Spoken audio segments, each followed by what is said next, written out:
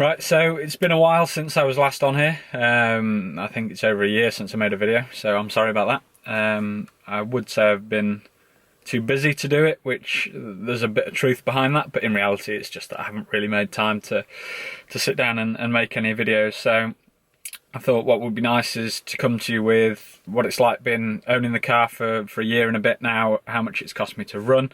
Obviously that's something that I get asked quite a lot, is obviously something like this, people look at them and they are expensive to buy, and the big thing is, how much does it cost you to own? You spent all that money buying it, now what does it cost to run? In reality, from my experience, not a lot of money. Buying it was the biggest cost, and running it has been fairly insignificant. It's probably not the right word, but lower than you would imagine. I think a lot of people get it into their head that owning a supercar is going to cost you thousands and thousands and thousands of pounds a year, and in some cases it can.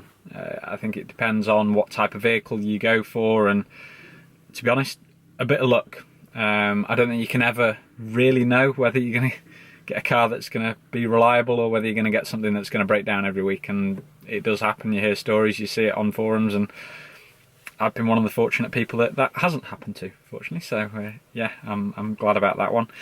Now, when it comes down to costs and expenses of owning a car like this, like I said, buying it is the biggest amount. In reality, it depends what you class as a cost, because if you buy it and sell it, if you sell it for the same amount, then it hasn't cost you anything. So yes, they are expensive to buy, but not necessarily expensive to own from a buying and selling point of view. And again, that's on a car by car basis. Some will depreciate more than others, some will appreciate, some will just stay the same. So again, there's no right or wrong way of doing it. There is a bit of luck. In terms of actually running it, the biggest cost for me has been insurance, as I'm sure you can imagine. I'm quite fortunate in that I think I get a hell of a deal on insurance. From comparison websites, I've done quite well. The first year I was 21 when I got the car, and I ended up paying, it was somewhere in the region of £730 to insure it. Next year, weirdly, was more expensive. I paid about £200 more the following year. But again, that's on a case-by-case basis, because it's on your postcode, where you live, how many of the cars are there, how often you use the vehicle, what you use it for. There's so many bits that play a factor in terms of what they're going to charge you for insurance. So it could be as little as 600 quid, or it could be £2,000-3,000. I'm fortunate in that it's been the lower end of the spectrum for me. I'd like to think other people would be as fortunate, but in reality, I know if you live down in London or you live in a city, chances are it's going to be more expensive, and you're going to pay a premium for that. Following that, the next biggest cost is taxing it. Now, tax is £515 a year. Now, you can do it in 6 months, which I think is £270 something, or you can do it in a full year, which is £515, or you can tax it monthly.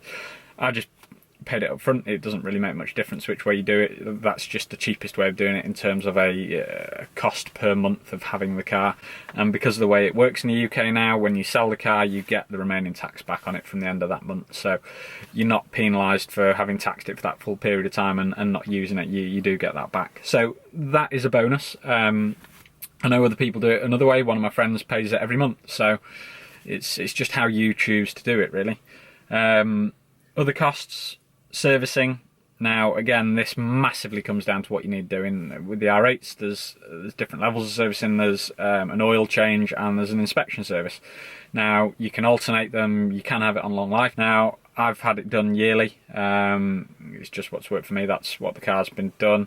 So, yeah, a service, again, can range anywhere between, I don't know, £400 and £700 probably for a standard service. And then, depending on what you need doing, it can be more. If you need work doing, if there's bits and pieces that aren't right on it, and Audi recommend you having it done, then let's be honest, you should probably get it done. And that's just going to add to the cost of that service, to be honest. Now, it's up to you. You don't have to have these things done if they offer it to you, but chances are they're telling you for a reason.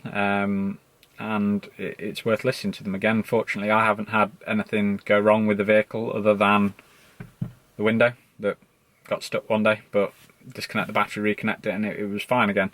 So for me, I've been very lucky with that. Other costs, again, you can get into tyres, all your consumable things, tyres, wiper blades, wheel refurbs if you curb them. It depends on use. I've honestly not used the car as much as I probably should have done. I've done a grand total of about 1,350 miles since I got it, and that's what, a year and 4 months, year and 5 months, so I haven't used it. I've used it very, very little, and as a result it's cost me very little. So you kind of pros and cons to driving it a lot, because your costs will go up the more you use the car. It's inevitable, really. Fuel, I've averaged in the region of 20 miles to the gallon, there or thereabouts. So a gallon of fuel at the moment is, I don't know, 6.50, 7 quid probably. It's not cheap, put it that way. It's but it's not going to be cheap when you got a V8 or V10. Some people in there, it drinks fuel, and that's something you. I don't think when you buy one, you particularly, that's the main thing. But it's nice to know that it's in the 20s, not in the single digits. I've actually played about in it to see how high I could get it, and I've had it up to about 29, cruising along. So if you drive it very, very carefully once it's warm, then you can get decent fuel economy out of them, but it's not really what they're there for. So yeah, that's a cost. Other than that, me personally, there haven't really been any other costs. I haven't had to have anything done to the car. I haven't had to have any cosmetic repairs. It's all been fine. It's only been in for the one service that it needed. I've taxed it, insured it twice. Yeah, in reality, it's not been that expensive to run. Now, hopefully, it will continue to be that way, and I'm sure my intention is to start making some more videos and bringing some more content on what it's like to own this car again, which will hopefully be helpful to people that are looking to buy them, because it's hard to get, when you're getting into buying the cars, it's hard to know how much it's going to cost you to run them, what it's going to be like, because you might save all your money and go, I can afford to buy it, but can I afford to run it once I've got it? And that's something to be aware of, and not that many people talk about it, because people don't generally like talking about costs and money and those things. So I just wanted to bring you the information so you can see it, you know what you're getting into, and hopefully it helps someone else who's looking at buying one. But yeah, there'll be more to come soon. I've got some exciting news for you in the very near future, so keep watching, subscribe, like, comment on what you want to know. Tell me what you want me to explain, to talk to you about from the cars, because at the end of the day I can only talk to you about what I think is relevant, but that might not be what you want to know, so just tell me, and I'll have some more stuff for you soon.